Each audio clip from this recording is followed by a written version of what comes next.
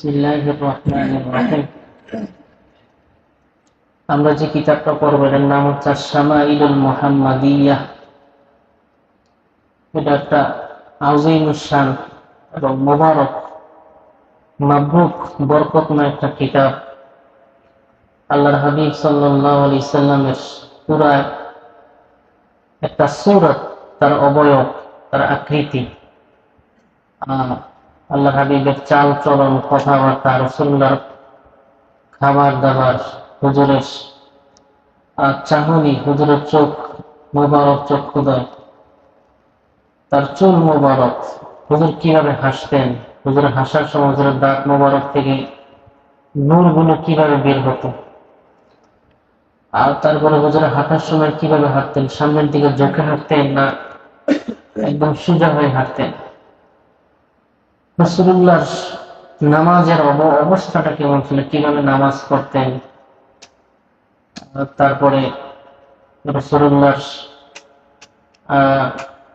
যে মুআমালাটা কেমন ছিল উম্মতের সাথে, মানুষের সাথে, এই সব বিষয় নিয়ে হলো শামাইলে মুহাম্মাদিয়া। আল্লাহ হাবিবের দুইটা দিক, একটা হচ্ছে সিরাত আর একটা হচ্ছে সূরত। সিরাতটা হচ্ছে অনুসরণীয় এবং অনুকরণীয়, আর সূরত এটা হলো প্রশংসনীয়, প্রশংসার যোগ্য। আমরা যে কোনো বিষয় রাসূলুল্লাহর দৈহিক যে বৈশিষ্ট্য আছে বা রাসূলুল্লাহর চালচলন, সব ক্ষেত্রে আমরা এটা হলো প্রশংসার একটা বিষয়। আর রাসূলুল্লাহর যে সিরাত আছে এটা হলো অনুসরণের বিষয়। আর আরেকটা বিষয় হলো যে একটা প্রবাদ বাক্য, যে আল মারিফাতু তুফতি ইলাল মুহাব্বাতি ওয়াত তা'যীম।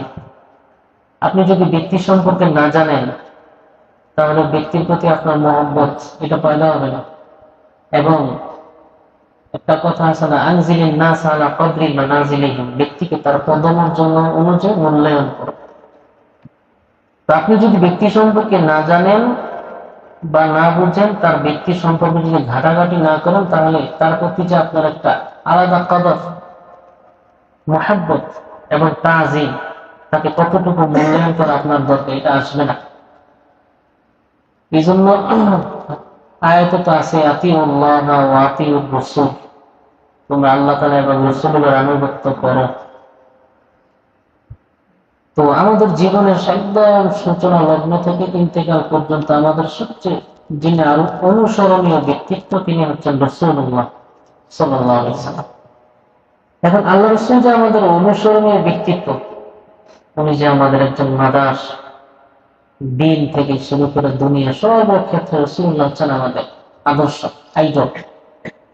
এখন রাসূল সম্পর্কে যদি আমরা না জানি, হুজুরের জীবনী, হুজুরের সিরাত এবং সূরত, আমরা সবচেয়ে বেশি যে জিনিসটা করি বা করি সেটা হলো রাসূলুল্লাহর সূরত, সিরাত সম্পর্কে আমরা সবচেয়ে বেশি পড়ে থাকি আর কি।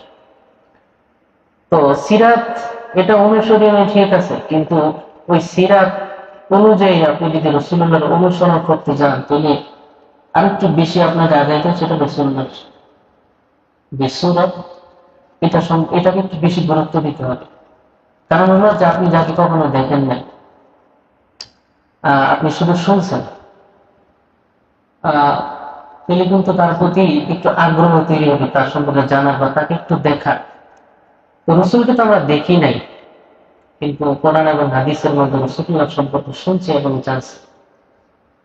তো আরেকটু যদি আমরা বেশি জানতে পারি, সেটা হলো রাসূলুল্লাহর অবয়ব, দৈহিক অবয়ব, রাসূলের দাড়ি মুবারক গুলো কেমন ছিল, আর রাসূলুল্লাহর চুলগুলো কেমন ছিল, হুজুর কিভাবে হাসতেন, কিভাবে চলতেন, সার্বিক যে বিষয়গুলো, হুজুর যে খাবার খেতেন, কয়টা আঙ্গুলে খেতেন, রাসূলুল্লাহর মুআমালাত গুলো কেমন ছিল, এইগুলো যখন একজন মানুষ জানবে, তখন রাসূলকে দেখার আগ্রহ আরো বেড়ে যাবে। আর যখন আরো বাড়বে, তখন রাসূলুল্লাহকে অনুসরণ করতে, রাসূলুল্লাহর আদর্শটাকে নিজের মধ্যে চর্চা করতে আরো বেশি আগ্রহী হবে। এই জন্য ওলামায়ে কেরাম বলছেন যে আসলে রাসূলুল্লাহর সূরত এবং সিরাত সম্পর্কে একজন ব্যক্তি তখনই জানবে প্রকৃতপক্ষে যখন তার মধ্যে দুইটা জিনিস থাকবে, একটা হলো তাজিম আর একটা হলো কি মুহাব্বত। এ দুটা লাগবেই। ওলামা থেকে শুরু করে ওলামা খোদা মুতাসাউফ সমস্ত ওলামায়ে কেরামদের এটি একটা বক্তব্য, সেটা হলো যে রাসূলুল্লাহ সিরাত এবং সুরাত সম্পর্কে যদি জানতে হয়, ওই অনুযায়ী যদি ব্যক্তিকে আমল করতে হয়, তাহলে অবশ্যই ব্যক্তির মধ্যে দুইটা জিনিস লাগবেই। একটা হলো তাজিম, রাসূলুল্লাহকে তাজিম করতে হবে, সম্মান করতে হবে। রাসূলুল্লাহর প্রতি ব্যক্তির সর্বোচ্চ যে শ্রদ্ধা এবং সম্মান যতটুকু আল্লাহ তাআলা করতে বলেছেন তামাম এটা করতে হবে। আর তাজিম না করলে মুহাব্বত আসে না, বোঝেন নাই? তাজিম এবং মুহাব্বত দুইটাই লাগবে। আয়াতের মধ্যে আছে না, ওয়া মান ইউআযযিম শাআইরাল্লাহি ফাইন্নাহা মিন তাকওয়াল কুলুব। আয়াতটা ঠিক আছে না? যে আল্লাহ তাআলার যে নিদর্শনগুলো রয়েছে, যে শৈল্পিক যে নিদর্শনগুলো রয়েছে, এগুলোকে সম্মান করতে হবে। কাবা, মদিনা, সাফা মারওয়া, মিনা, উহুদ পাহাড়, তারপর হচ্ছে এরকম যে পাহাড়গুলো আছে, তারপর হচ্ছে সাফা পাহাড়। ওলামায়ে কেরামদের বক্তব্য হচ্ছে ইন্না মিন আযমি শাআইরিল্লাহি তাযীমুন নবী সাল্লাল্লাহু আলাইহি ওয়াসাল্লাম। আয়াতের মধ্যে আছে ওয়া মান ইউআযযিম, তাযীম সম্মান। আর আল্লাহ তাআলার যত নিদর্শন আছে, শৈল্পিক যত নিদর্শনগুলো আছে, তার মধ্যে সবচেয়ে মহামান্য এবং শ্রেষ্ঠ নিদর্শন হচ্ছে আল্লাহ রাসূল। এই জন্য রাসূলুল্লাহকে যদি কেউ সম্মান না করে, শ্রদ্ধা এবং শ্রেষ্ঠত্বের চোখে না দেখে, তাহলে রাসূলুল্লাহর প্রতি তার মহব্বত সৃষ্টি হবে। আর রাসূলুল্লাহর প্রতি যদি কোনো ব্যক্তির মহব্বত এটা সৃষ্টি না হয়, তাহলে কোনো ব্যক্তির রাসূলুল্লাহর পূর্ণ আদর্শ তার মধ্যে আসবে না। এই জন্য বলা হয় কি যে আল মারিফাতু তুফদি ইলাল মুহাব্বতি ওয়া তাযিম, অথবা আল মারিফাতু তুফদি ইলা তাযিমি ওয়াল মুহাব্বত। এই জন্য দুটোই লাগবে।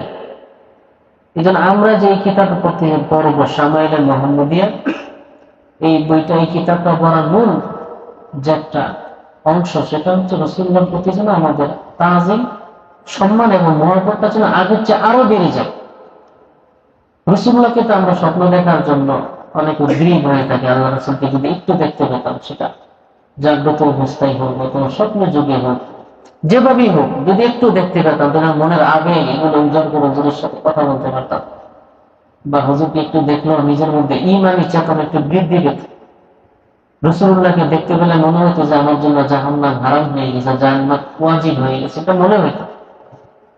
তো এই জন্য যেহেতু এটা রবিউল আউয়াল মাস, রাসূলুল্লাহর সিরাত তো আমরা পড়ি, তারপরও সূরাতটা পড়লে হবে কি, ওই সিরাতের সাথে যখন সূরাতটা থাকবে, তখন রাসূলুল্লাহর প্রতি আবেগ, ভালোবাসাটা আরো বেড়ে যাবে, আর হুজুরকে আরো দেখতে মনে চাইবে। আপনি যখন দেখবেন যে রাসূলুল্লাহর দাড়ি মোবারক, রাসূলের চুলগুলো ছিল বাবরি চুল ছিল, তারপর রাসূলের চুলগুলো ছিল কিছুটা হালকা কোতরানো, পুরোপুরি কোতরানো না, ঢেউ খেলা। যেমন দেখবেন যে আপনি সাগরের মধ্যে, ঢেউয়ের মধ্যে যখন নৌকাটা এভাবে চলে, ঢেউয়ের মধ্যে একটু বাঁকা আঁকা বাঁকা হয়, ঠিক রাসূলুল্লাহর চুলগুলো ছিল ঢেউ খেলানো। তা আপনি কল্পনা করবেন যে রাসূলুল্লাহর চুলগুলো তো বাবরি চুল ছিল, হালকা কোতরানো, তখন আপনি নিজের মধ্যে কল্পনা করবেন রাসূল কেমন ছিল যদি একটু দেখতে পেতাম। রাসূলুল্লাহর দাড়ি এবং চুল মোবারক পুরোটা মিলে রাসূলের সর্বোচ্চ 20টার মতো চুল পাকা ছিল, সাদা ছিল। কেউ বলছেন 14টা, কেউ বলছেন 17 থেকে 18টা হবে, আর কেউ বলছেন 20টা। আর মানে হচ্ছে মানে সব মিলিয়ে যদি 20টার বেশি হবে না। তখন আপনি কল্পনা করবেন যে আল্লাহ রাসূলের সবচেয়ে বেশি দাড়ির যেই জায়গাটায় সাদা ছিল আর কি, সেটা এই যে এটাকে বলে, হ্যাঁ, ঠোঁটের নিচে যে জায়গাটা আছে, এই জায়গাটা সবচেয়ে বেশি মানে জোরে পাকা ছিল। তা আপনি কল্পনা করবেন রাসূলুল্লাহর যে এই জায়গাটা শুভ্র ছিল।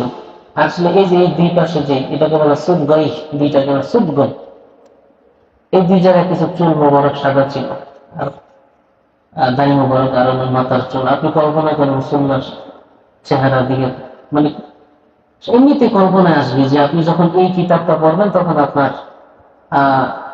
অন্তরের মধ্যে কল্পনা একটা আত্মিকভাবে একটা সূরা তৈরি হবে যে রাসূল এমন ছিলেন। রাসূল যখন হাঁটতেন সামনের দিকে ঝুঁকে হাঁটতেন, তো যখন আপনি এগুলো পড়বেন, তখন আপনি নিজেও চেষ্টা করবেন যে আমিও রাসূলুল্লাহর মতো হাঁটতে দেখি পারি কিনা। যখন আপনি রাস্তায় মানুষদেরকে দেখেন হাঁটতেছে, তখন আপনি কল্পনা করেন রসুল বেগুনে হাঁটতেন না, রসুল তো সামনের দিকে ঝুঁকে হাঁটতেন। হ্যাঁ, পা গুলো একটু উঁচু করে হাঁট, যেটাকে বলে কদম ফেলা, এগুলো করতেন।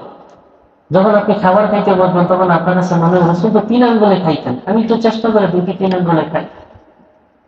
হ্যাঁ, রসুল যখন খাইতেন তখন সামনের দিকে ঝুঁকে বসে তারপরে খাইতেন। আমি একটু এভাবে ঝুঁকে বসে বসে খাই। তখন দেখবেন যে আপনি যখন এই সিরাতটা, এই সুরাত, আল্লাহ নবীর সুরাত সম্পর্কে যখন আপনি জানতে পারবেন, তখন আপনার পুরো জীবনটা দেখবেন যে রসুলের আদর্শের সাথে একদম খাপ পেয়ে যাচ্ছে, এবং আপনি চেষ্টা করবেন যে আমি রসুল্লাহর মতো একটু করি বা চেষ্টা করি। তো এই জন্য সিরাত আমরা সবসময় পড়ি, রসুল্লাহ কম বেশ সিরাতুল আল্লাহ হাবিবের জীবনের উপরে যে পরিমাণ কিতাব রচিত হয়েছে, পৃথিবীর অন্য কোন মানবের ব্যাপারে এত সিরাতের বই রচিত হয়নি। আর শামাইল মুহাম্মদী, এটা হলো একটা মাবরুক, বরকতময় এবং আজিম শান একটা কিতাব, এবং একটা কদিম একটা কিতাব। ওলামায়ে কেরাম এই কিতাবের মধ্যে বহু রচনা, কিতাব সংকলন করেছেন বা সরা করেছেন, সরা গ্রন্থ রচনা করেছেন। মোটামুটি 72টার উপরে বা 72+ কিতাব পাওয়া যায়, যে এই কিতাবের উপরে মানুষ ওলামায়ে কেরামগণ সরা গ্রন্থ বা তাহকিক করেছেন। কথা বুঝতে পারছেন? এই জন্য রসুলের এই সময়টা করলে আমাদের মধ্যে একটা রসুলের প্রতি মহব্বত এবং তাজিম আরো বেড়ে যায়। আপনি মনে করেন যে কোন একজন ব্যক্তি সম্পর্কে দেখেন না কখনো, কিন্তু তার প্রশংসা শুনছেন, তার সম্পর্কে অনেক ভূয়সী প্রশংসা বা তার চালচলন, কথাবার্তা, তার প্রশংসনীয় যত আলোচনা শুনছেন, কিন্তু কখনো দেখেন নাই। তাহলে না দেখার কারণে তার প্রতি আপনার ভালোবাসা, তাকে দেখার আগ্রহ আরো বেড়ে যাবে। তো রসুল্লাহর বিষয়টাই এমন যে রসুল্লাহর সিরাত সুরাত যখন আপনি পড়বেন, জানবেন, তখন রসুল্লাহকে দেখার আগ্রহ আরো বেড়ে যায়। এই জন্য আমি আপনাদের প্রতি একটা নসিহত করবো যে আপনারা সবসময় কিতাবটাকে আপনাদের সাথে রাখবেন, টেবিলের উপরে, বসার টেবিলে, মোতালা টেবিলের মধ্যে কিতাবটা রাখবেন, মন চাইলে একটু পড়বেন। দেখবেন যে পড়তে গেলে রসুলকে কল্পনা আসবে। আপনি যখন দুরূদ শরীফ পড়তে বলছেন, আমরা তো দুরূদ শরীফের আমল করি না, সেটা পরে ওই সময় আপনি বসে যখন দুরূদ শরীফ পড়বেন, তখন রসুলকে একটু কল্পনা করবেন। দেখবেন যে এই যে কিতাব পড়ার পরে আগে হয়তো রসুলের ব্যাপারে কোনো কল্পনা আসতো না, এমনি দুরূদ শরীফ পড়তেন আমল, কিন্তু এই কিতাবটা পড়ার পরে রসুলের প্রতি আপনার আগ্রহ, হুজুরকে দেখার যে ভাবনা, কল্পনা, এগুলো আরো বেড়ে যায়, এবং হুজুরের প্রতি যে দুরূদ শরীফ পড়ার সময় যে একটা মহব্বত, এটা আরো বেড়ে যাবে। দেখবেন যে এই উসিলা হইতে পারে যে কিতাবটা পড়ার কারণে রসুলের প্রতি যে তাজিম এবং মহব্বত বেড়ে যাওয়ার কারণে আল্লাহ তাআলা আপনাকে রাসূলুল্লাহর দিদার এটা নসিব করবে। আমাদের মূল প্ল্যাটফর্ম এটাই যে আমরা রসুলকে এক নজর দেখবো, রসুল্লাহর যে আদর্শগুলো আছে, রসুল্লাহর সিরাত এবং সুরাত অনুযায়ী আমাদের জীবনটাকে গড়বো। এই জন্য মূলত এই কিতাবটাকে আমাদের বাছাই করা। আমরা তো জীবনী পড়ি, রসুলুল্লাহর অনেক জীবনী পড়ি, কিন্তু এটা হলো একটা বিশেষ একটা কিতাব, যেটা মানে একটা অনবদ্য গ্রন্থ। এটা মানে হলো বিকল্প কোন গ্রন্থ বা কিতাব রচিত হয় নাই বা হবে না আশা মনে। তো এই জন্য কিতাবটা পড়ার পরে আমাদের নিয়তটাকে একটু খালেস করতে হবে। ক্লাস হাদিসের মধ্যে আসছে না যে যখন ইলমি মজলিস কায়েম হয়, তখন ফেরেশতারা চতুর্দিক থেকে ডানা বিছিয়ে রাখে, আল্লাহ তাআলার রহমত এটা আল্লাহ তাআলার পক্ষ থেকে এটা নাজিল হতে থাকে। আমরাও বিশ্বাস করি যে যখন আমরা এই কিতাবটা শুরু করবো, আল্লাহ তাআলা তার ফেরেশতার মাধ্যমে আমাদেরকে কুদরতি ভাবে আমাদেরকে বেষ্টন করে রাখবেন। তাদের যে ডানাগুলো আছে, নূরের যে ডানাগুলো আছে, যতক্ষণ পর্যন্ত এই মজলিসটা কায়েম থাকবে, ততক্ষণ পর্যন্ত আল্লাহ পাক রব্বুল আলামিন তার যে রহমত, এগুলো আমাদের উপরে বর্ষণ করতে থাকবে। তো এই কিতাব পড়ার আমাদের একটাই নিয়ত, আমরা রাসূলুল্লাহকে দেখব, রাসূলুল্লাহর আদর্শ আমাদের জীবনে ধারণ করব, এবং আল্লাহ তাআলা আমাদের অন্তর্চক্ষু খুলে দিবেন। এই কিতাবটা পড়ার পরে আল্লাহ তাআলা আমাদের অন্তর্চক্ষুকে খুলে দিবেন, যার কারণে আমরা আল্লাহ রাসূলকে দেখার, রাসূলুল্লাহর আদর্শগুলো ধারণ করার আমাদের একটা প্রয়াস পাবো। চলেন আমরা কিতাবটা শুরু করি।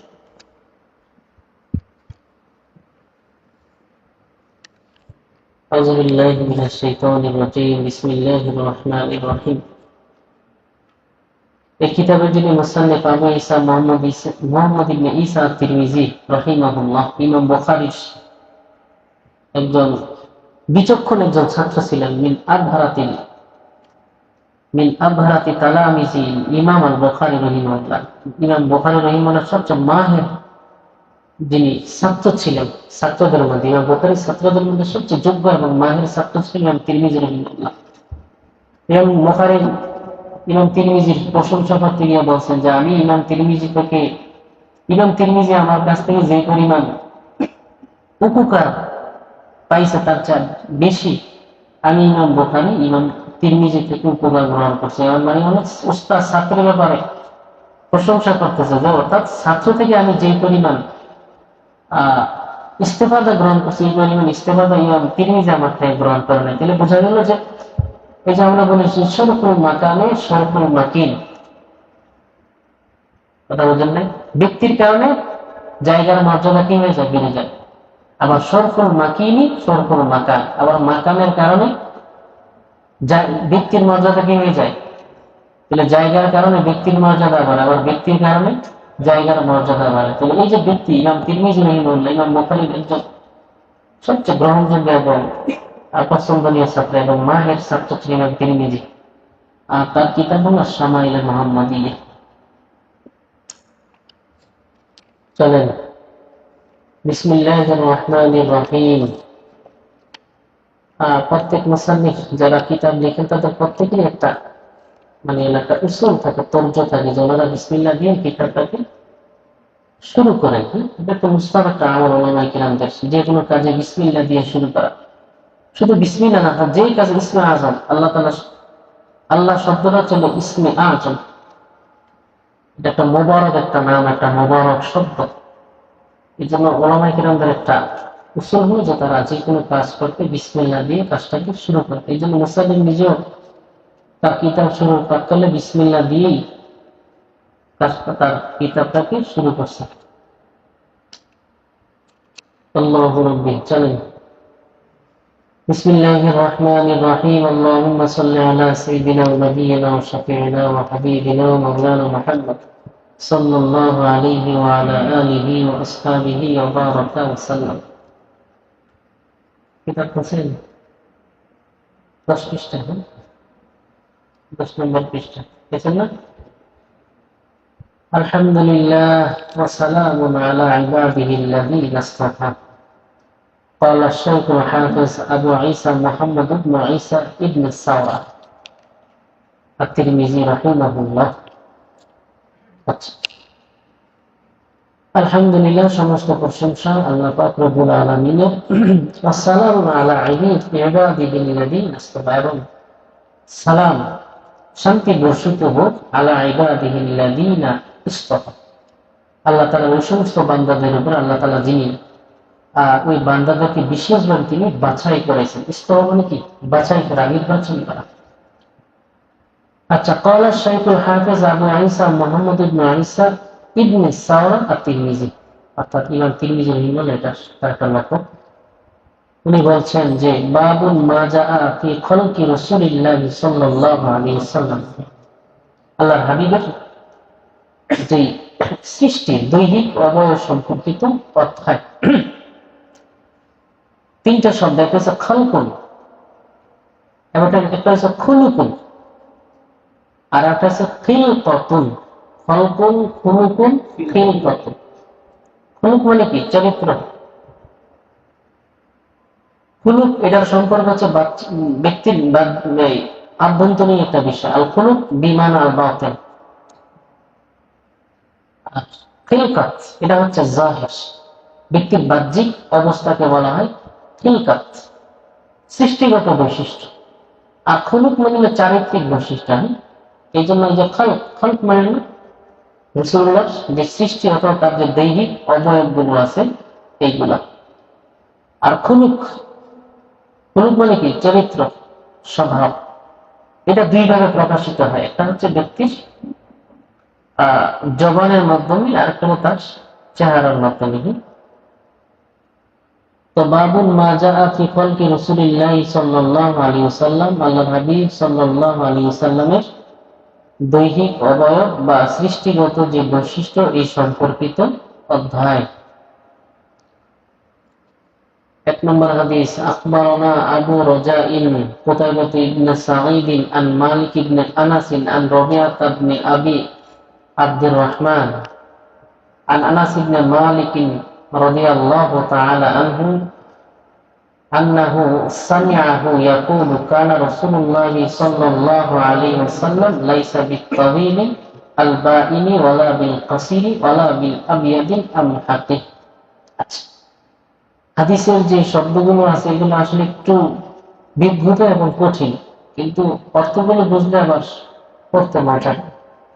যে হাদিসের যে ভাষ্যগুলো আছে, লাইসা বিত-তাওয়িল বাইন ওয়ালা বিল-কাসির ওয়ালা বিল-আবয়াদিল আমহাত, অর্থাৎ প্রত্যেকটা শব্দের সাথে একটা আরেকটা শব্দ কেমন যেন মোত্তামালার ন্যায় গাথা বোঝা যায় এবং পড়তে মজা। যদিও অর্থগুলো প্রথম প্রথম বললে একটু অস্পষ্টতা জানবে, এই জন্য আশা করি আমরা পড়লে এগুলো স্পষ্ট হয়ে যাবে।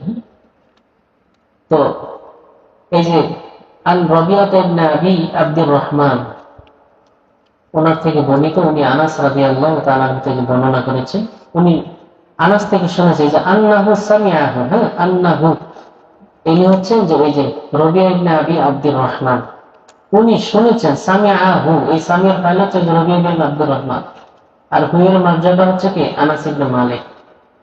তো উনি আনাস ইবনে মালিক রাদিয়াল্লাহু তাআলা থেকে শুনেছেন, ইয়াকুলু তিনি বলেছেন, অর্থাৎ তাকে বলতে তিনি শুনেছেন যে কানা রাসূলুল্লাহ সাল্লাল্লাহু আলাইহি ওয়াসাল্লাম, আল্লাহর হাবিব সাল্লাল্লাহু আলাইহি ওয়াসাল্লাম লাইসা বিত-তাওয়িলিল বাইনি, অর্থাৎ তিনি অস্বাভাবিক অত্যধিক লম্বা ছিলেন না। তা আমরা শুধুমাত্র হাদিসের যে মৌলিক ভাষ্যগুলো আছে আমরা এগুলোই আলোচনা করব। সনদের ব্যাপারে আমাদের তো আলোচনার প্রয়োজন নেই, রাবির ব্যাপারে আমরা আলোচনা করব একদম সংক্ষেপে। রাসূলুল্লাহর যে সূরাতগুলো আছে বা হুজুরের সামায়ের সম্পর্কে আমরা শুধু আলোচনা করব। তো মানে হলো বেশি যদি ব্যক্তি লম্বা হয়, ব্যক্তি যদি বেশি লম্বা হয় তাহলে এটা দেখা যায় মনে হয় যে তার যে শারীরিক যে জোড়াগুলো আছে, তার যে হাড়গুলো আছে, মনে হয় যে হাড়গুলো ওই রবটের মতো গেলে কি হয়ে গেছে, লম্বা হয়ে গেছে, এটা বোঝা। তো এটা দেখতে দৃষ্টিকটু। আবার যদি ব্যক্তি যদি অধিক খাটো হয় তো মনে হয় যে তার যে হাড়গুলো আছে একটা আরেকটার ভিতরে কি হয়ে গেছে, ঢুকে গেছে। তো এটাও যেমন ব্যক্তির জন্য একটা ত্রুটির কারণ, আবার বেশি লম্বা হওয়া এটাও কি এটা ত্রুটির কারণ। কিন্তু আল্লাহ পাক রব্বুল আলামিন আল্লাহ রাসূলকে এমন ভাবে আল্লাহ তাআলা তৈরি করেছেন, মনে হয় যে একটা আমরা যেমন মনে করেন যে নিজের মতো করে একটা পুতুল যেভাবে সাজাই বা এটাকে যেভাবে আমরা বানাই মাটি দিয়া অনেক যত্ন করে, আল্লাহ পাক রব্বুল আলামিন কেমন যেন তার হাবিবকে ওইভাবে রাসূলকে যেভাবে সৃষ্টি করা প্রয়োজন আল্লাহ তাআলা তার হাবিবকে ওইভাবে সৃষ্টি করছে। আল্লাহ তাআলার অন্যান্য যে সমস্ত নবীগণ ছিলেন, এক একজন নবীর এক একটা বৈশিষ্ট্য ছিল। ইউসুফ আলাইহিস সালাম ছিলেন সবচেয়ে সুন্দর, আবার নূহ আলাইহিস সালামের ছিল একটা বৈশিষ্ট্য হচ্ছে সুজাআত, মানে তার মধ্যে ছিল একটা বীরত্বের একটা ভাব। তো কিছু নবী ছিল এবং তারা অত্যন্ত ধৈর্যশীল ছিলেন, মানে এক একজন নবীর এক একটা বৈশিষ্ট্য ছিল। কিন্তু আল্লাহ পাক রব্বুল আলামিন তার হাবিবকে এমন ভাবে সৃষ্টি করছেন যে ওই সব নবীকে এককভাবে এক একটা যে বৈশিষ্ট্য দিয়েছেন ওই সব বৈশিষ্ট্য সব রাসূলকে একাই দিয়েছেন। এটা হলো আল্লাহ রাসূলের সবচেয়ে বড় একটা বৈশিষ্ট্য যে এক একজন নবীর এক একটা বৈশিষ্ট্য ছিল, কিন্তু আল্লাহ পাক রব্বুল আলামিন আল্লাহ রাসূলকে এই সব বৈশিষ্ট্য একসাথে দিয়েছেন, যার কারণে রাসূলুল্লাহ যে সময়টা এটা হচ্ছে ওয়াহিদ, এটা কারোর সাথে তুলনা হয়। রাসূল এই জন্য রাসূলকে ব্যাখ্যা করতে হলে, রাসূলকে বুঝতে হলে মানে বিশেষভাবে বুঝতে হবে এবং রাসূলের যে আদর্শ, রাসূলের যে সিরাত গুলো আছে এগুলোকে বিশেষভাবে পড়তে হবে, গ্রহণ করতে হবে। আচ্ছা, তো বলতেছেন লাইসা বিত-তাওয়িলিল বাইনি, মানে রাসূল অত্যধিক, তাওয়িল মানে কি লম্বা, আর বাইন মানে কি বানাইয়া বিল মানে আলাদা হওয়া, পৃথক হওয়া। মানে এমন না যে রাসূল এমন লম্বা ছিলেন না যে সবার থেকে পৃথক করা যেত। ওই যে লম্বা ব্যক্তিরা দেখতেছেন তিনি, রসুল। তবে রসুলের একটা মুআজিজা ছিল।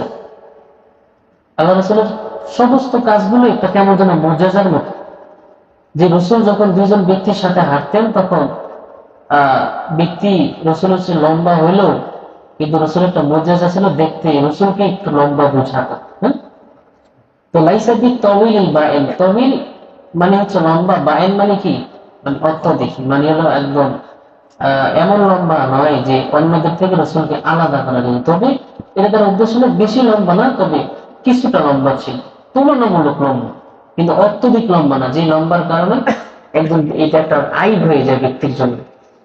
যে আমাদের একটা কথা আছে আসলে, মানে বেশি লম্বা হওয়াটা একটা আইবের কারণ, যে লম্বা মানুষের বুদ্ধিতে এলো আডুম নিচে, আর হলো খাটো মানুষের বুদ্ধিতে গেলে জোড়ায় জোড়ায় বুদ্ধি থাকে।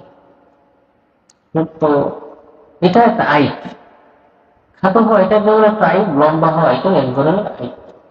কিন্তু আল্লাহ রাসূল এমন একজন ব্যক্তি ছিলেন মধ্যম ধরনের, যেটা আইব তো দূরের কথা, বরং এটা একটা প্রশংসনীয় একটা দেহাবয়ব।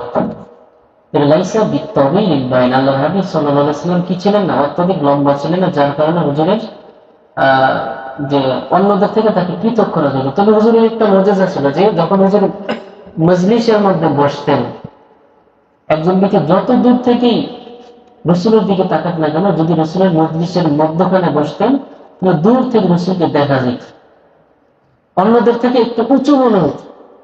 আবার যখন হুজুর কোনো একটা জায়গায় দাঁড়াইয়া থাকতেন অন্য সবার মাঝে, দেখতে মনে হতো যে অন্য সবার চেয়ে রসুল একটু লম্বা, কিন্তু আসলে কিন্তু সবার চেয়ে বেশি লম্বা এবং মানে হলো অত্যধিক লম্বা ছিলেন না, কিন্তু স্বাভাবিক একটু লম্বা ছিলেন। তো এই যে মজলিসে বসলে মনে করেন যে আমি এই জায়গায় বসা আছি, আমার পিছন থেকে কিন্তু সবাই আমাকে দেখবেন, স্বাভাবিক। কিন্তু রসুলের এই যে একটা মুআজিজা, রসুল যদি মজলিসের কোনো মাঝখানে বসতেন, হুজুরে একদম আপনা থেকে আপনা যত পিছনে বসে দেখতে তাকে দেখতে পেতেন, যে ওই যা জালাসা বাইনাল মাজলিসি আযহারান, অর্থাৎ মজলিসের মাঝখানে বসলে রসুল নিজের যে দেহাবয়ব এটা দেখা যেত যত দূর থেকে হোক। আচ্ছা, ওয়ালা বিল কসির, দেখেন এই যে লাইসা বিত তাওয়িল বাইন, এই যে তাওয়িল শব্দটা মানসুব, বায়ানটা হলো কি সিফাত, যে তাওয়িলের সাথে একটা সিফাত নিয়ে আসছেন, কিন্তু কসিরের সাথে কি আনেন নাই, সিফাত আনেন নাই। এর মানে হচ্ছে যে এই যে রসুল যে খাটো ছিলেন না, এটা বোঝানোর জন্য এই কসিরের সাথে কি আনেন নাই, সিফাতের আনার প্রয়োজন নাই। কিন্তু রসুল যে লাইসা বিত তাওয়িল বাইন, অত্যধিক যে লম্বা ছিলেন না, এটা বোঝানোর জন্য কি আনার প্রয়োজন হয়েছে, বায়ান শব্দটা আনার প্রয়োজন হয়েছে। তো এটা দ্বারা বোঝাচ্ছেন যে রসুল অত্যধিক লম্বা ছিলেন না, তবে হুজুর কি ছিলেন, লম্বা ছিলেন, কিন্তু খাটো ছিলেন, খাটো ছিলেন না, তবে লম্বা ছিলেন তুলনামূলক, যতটুকু লম্বা হলে রসুলের মধ্যে এটা তার প্রশংসনীয় একটা বৈশিষ্ট্য হিসেবে পরিগণিত হয়। আচ্ছা, এরপরে বলছেন ওয়ালা বিল আবিয়াদিল আমহাকি, আবিয়াদ মানে কি সাদা, আমহাক মানে দবদবে। তো আবিয়াদুল আমহাক মানে হচ্ছে যে আল বায়াদুল মাজমুম, যেই এমন সাদা, এমন আবিয়াদুল আমহাক, আবিয়াদে আমহাক মানে হচ্ছে দবদবে সাদা, যে যে দবদবে সাদা হচ্ছে আল বায়াদুল মাজমুম, মানে হলো নিন্দনীয় একটা, যেটাকে সাদা বলে আর কি, অর্থাৎ যেই উজ্জ্বলতা বা যে সাদাটা মানুষের কাছে অপছন্দনীয়। আরবরা দবদবে সাদা এটাকে তারা অপছন্দ করছে স্বাভাবিকভাবে, মনে করেন একদম দবদবে সাদা বেশি ফর্সা, এটা কিন্তু আমার মানুষের কাছে বেশি পছন্দ না। কিন্তু সাদার মধ্যে যদি, উজ্জ্বলতার মধ্যে যদি লাল মিশ্রিত, লালিমা মিশ্রিত থাকে, রক্তিম মিশ্রিত থাকে, তাহলে ভাই এটা দেখতে ভালো দেখায়। কথা বোঝেন নাই? তাহলে ওয়ালা বিল আবিয়াদিল আমহাক মানে কি একদম ধবধবে সাদা। আল্লাহ রাসূল ধবধবে সাদা ছিলেন না, বরং কি ছিলেন, সাদার মধ্যে লালিমা মিশ্রিত ছিলেন। তো এই আবিয়াদে আমহাকের একটা অর্থ কি, আল বায়াদুল মাজমুম, বায়াদে মাজমুম মানে কি নিন্দনীয় সাদা, মানে হচ্ছে যেটা আরবদের কাছে অপছন্দনীয়, অর্থাৎ যে সাদাটা উজ্জ্বলতা মানুষের কাছে অপছন্দনীয়, আল্লাহ রাসূল ওই রকম ছিলেন না, বরং সাদার মধ্যে মিশ্রিত, লালিমা মিশ্রিত একজন ব্যক্তিত্ব ছিলেন। কথা বুঝতে পারছেন? মাজমুম।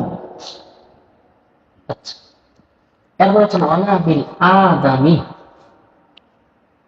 তো আদমের একটা অর্থ হচ্ছে যে বাদামি রঙের হওয়া, হ্যাঁ, এই জায়গায় আদম দ্বারা উদ্দেশ্য আসওয়াত, ওয়ালাবিল আদমি মানে ওয়ালাবিল আসওয়াত। আল্লাহ রাসূল কি ছিলেন না? কালো ছিলেন না। আর 2 নম্বর হচ্ছে কালো হওয়া, এটা রাসূলের বিশিষ্ট না। কোন ব্যক্তি যদি আল্লাহ রাসূলকে বলেন যে রাসূল কালো ছিলেন, তাহলে কিন্তু ওনার ঈমান নিয়ে প্রশ্ন হবে। রাসূলুল্লাহর ব্যাপারে রাসূল কালো ছিলেন এটা বলা যাবে, এটা বললে তার তার জন্য কুফর এটা লাজম হয়ে যাবে। রাসূলুল্লাহ উজ্জ্বল ছিলেন, সুন্দর ছিলেন, লালিমা মিশ্রিত, রক্তিম মিশ্রিত সুন্দর। যারা দুনিয়াতে প্রশংসনীয় যে উজ্জ্বলতা, যে সুন্দর, সেটা কোনটা? লাবণ্যময় যেটাকে বলে, হ্যাঁ, রক্তিম মিশ্রিত, লাল মিশ্রিত যে সুন্দর, এটা হলো দুনিয়ার দৃষ্টিকোণ থেকে আশরাফুল আলওয়ান। পৃথিবীতে আশরাফুল আলওয়ান বলতে কোনটা? লাবণ্যময়, অর্থাৎ সাদার মধ্যে কি লাল। আর জান্নাতের আশরাফুল আলওয়ান কোনটা? সাদার মধ্যে হলদে কালার। অর্থাৎ দেখবেন যে ব্যক্তি সুন্দর, তাকে যদি একটু হলুদ লাগান, হলুদটা যখন উঠাই ফেলবেন, তার চেহারার মধ্যে একটু হলদে হলদে রং থাকে না, তখন এটা দেখতে কি একটু উজ্জ্বল সুন্দর দেখে। তো জান্নাতের আশরাফুল আলওয়ান কোনটা? সাদার মধ্যে হলদে। আর দুনিয়াবি যে আশরাফুল আলওয়ান, সবচেয়ে শ্রেষ্ঠ এবং সুন্দর আর যে রং, এটা কোনটা? লাবণ্যময়, অর্থাৎ সাদার মধ্যে রক্তিম মিশ্রিত। তো আল্লাহ রাসূল যেমন দুনিয়াও যেমন তার যে চেহারা যে সুন্দরতা, তার সাদার মধ্যে লাল রক্তিম মিশ্রিত ছিল। আখেরাত আশরাফুল আলওয়ান, যেটা হচ্ছে সাদার মধ্যে কি দেখা হলো হলদে, এটাও হলো রাসূলের জন্য হুজুরকে আল্লাহ তাআলা ওই যে চেহারার যে সৌন্দর্য দান করবেন। তাহলে আল্লাহ রাসূল ওয়ালাবিল আবিয়াদিল আমহাক মানে হচ্ছে কি দবদবে সাদা ছিলেন না। যে দবদবে সাদাটা কি আল বায়াদুল মাজমুম, নিন্দনীয় সাদা। আর আল আরাবু তুবগিদুহু, অথবা আল আরব তাবগিদুহু, অর্থাৎ আরবরা এই দবদবে সাদা এটাকে অপছন্দ করে, অর্থাৎ বেশি দবদবে সাদা এটা আরবরা পছন্দ করে না। তো রাসূল এটা ছিল, বরং আল্লাহ রাসূল ছিলেন কি সাদার মধ্যে রক্তিম মাখা লালিয়া মিশ্রিত লাবণ্যময়ী ছিলেন। এই জন্য দেখবেন যে আমরা যখন এই যে হাদিসগুলো যখন করবো, আপনি কল্পনা করবেন রাসূলুল্লাহকে, যে কিতাবে তো পড়তেছি, কিন্তু রাসূল আসলে কেমন ছিলেন এটা যদি একটু দেখতে পেতাম। ফতেহ আলী ওয়াইসি যদি রাসূলুল্লাহর এত আশিক হওয়ার পরেও যে কোনো মুহূর্তে আল্লাহ রাসূলকে দেখতে পেতেন, পড়তে, বইতে, খাইতে, যখন মনে চায়, আল্লাহ রাসূলের এত আশিক হয়ে গেছিলেন যে যে কোনো মুহূর্তে, যে কোনো আলোতে, যে কোনো অবস্থায় তিনি তাকে দেখতে পেতেন। তো উনিও তো মানুষ ছিলেন, উম্মতে মুহাম্মদী ছিলেন। তো আমরাও তো রাসূলের উম্মত, তাহলে আমাদের পক্ষেও রাসূলকে দেখা কি সম্ভব? এই জন্য যখন আমরা কিতাবগুলো পড়বো, এই কিতাবটা, তখন হাদিসগুলো পড়ার সময় কল্পনা করতে হবে যে রাসূল এমন ছিলেন। কল্পনার জগতে ভেসে যেতে হবে যে রাসূলকে একটু দেখি। আল্লাহ এমনও হইতে পারে যে আমাদের এই মজলিসের মধ্যেই রাসূলুল্লাহ দিদার হয়ে যেতে পারে না, এটা হইতে পারে আল্লাহ তাআলা যদি চান। এই জন্য পড়ার সময় বা দর্শের সময় আমরা এগুলাকে আমাদের কল্পনার জগতে আমরা রাসূলকে নিয়ে একটু কল্পনা করব। আচ্ছা, এরপরে বলতেছেন যে ওয়ালা বিল জাদিল কততি, আল্লামা জারুল্লাহ জিমাকশারি, হ্যাঁ, আরবিতে হচ্ছে জিমাকশারি, বাংলা হচ্ছে কি জামাকশারি। তো উনি বলছেন যে আরবদের চুলগুলো ছিল অনেক কোঁকড়ানো, আর অনারব যারা, তাদের চুলগুলো কি একদম সমান। কথা বলছেন? আরবদের চুলগুলো কি কোঁকড়ানো, অনেক কোঁকড়ানো, আর অনারব যারা, তাদের চুলগুলো কি একদম সমান, একদম মিহি সোজা। তো দেখবেন চুলগুলো যদি বেশি কোঁকড়ানো হয়, এটাও যেমন অপছন্দনীয়, আর চুলগুলো যদি বেশি আবার সোজা হয়ে যায়, সমান হয়, এগুলোটা কি এটাও তো অপছন্দ, মানে দেখতে বেশি ভালো লাগে না। কিন্তু চুলের মধ্যে যদি ঢেউ থাকে, সামান্য কোঁকড়ানো, সামান্য সমান, এর মাঝে যদি ঢেউ থাকে, তাহলে দেখতে সুন্দর দেখে। মনে করেন যাদের চুলগুলো একদম মানে যারা বাবরি চুল রাখে, তাদের চুলগুলো যদি একদম সমান থাকে, তো দেখতে ভালো দেখায় না। কিন্তু কিন্তু যদি এটার মধ্যে একটু ঢেউ খেলা থাকে, তো কেউ দেখতে সুন্দর লাগে। তো বলতেছেন লাইসা বিল জাদিল কতব, জাদুল মানে কি? এই জাদুল শব্দটা বেদার উদ্দেশ্য নাকি অত্যধিক কুকরানো, আর কতব এটা হচ্ছে জাদুলের সিফাত। এই জন্য এর দ্বারা উদ্দেশ্য শাদীদুল জাউদাত, যে বিল জাদিল কতব মানে হলো অত্যধিক কুকরানো, মানে মানে হলো যেটা অস্বাভাবিক কুকরানো যেটাকে বলে, যেটা ব্যক্তির জন্য এটা অপছন্দনীয়। তাহলে লাইসা ওয়ালা বিল জাদিল কতব মানে কি?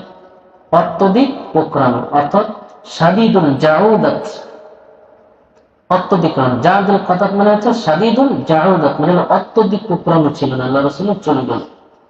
এবং ওয়ালা বিসাবিতি, ওয়ালা বিসাবিতি অথবা ওয়ালা বিসাবিতি অথবা ওয়ালা বিসাবাতি,